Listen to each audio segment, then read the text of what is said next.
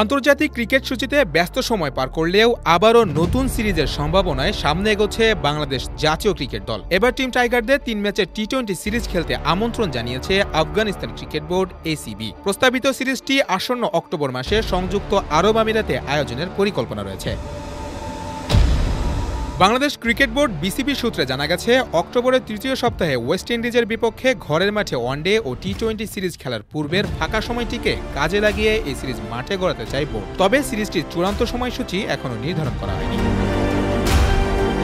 এই প্রস্তাবিত সিরিজ বাস্তবায়িত হলে ২০২৩ সালে ভারতের গ্রেটার নয়ডার নির্ধারিত আফগানিস্তান বাংলাদেশের পূর্ণাঙ্গ সিরিজের বাকি অংশও শেষ হবে। উল্লেখ্য, সেবার নির্ধারিত ২ টেস্ট, ৩টি ওয়ানডে ও ৩টি টি-২০ ম্যাচ খেলার কথা থাকলেও সময় ও আবহাওয়াগত কারণে পিছিয়ে যায় সিরিজটি। শেষ পর্যন্ত শুধুমাত্র ওয়ানডে সিরিজ অনুষ্ঠিত হয়, যেখানে ২-১ ব্যবধানে জয় পায় আফগানিস্তান।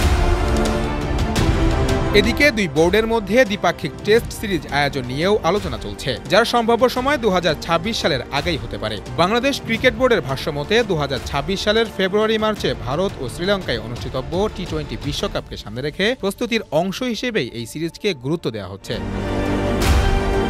প্রসঙ্গত, চলতি আগস্টে ভারতের বিপক্ষে নির্ধারিত সিরিজটি ১ বছরের জন্য স্থগিত হওয়ায় আন্তর্জাতিক ম্যাচের অভাব পূরণে বিকল্প সিরিজ আয়োজনেই নজর BCBর।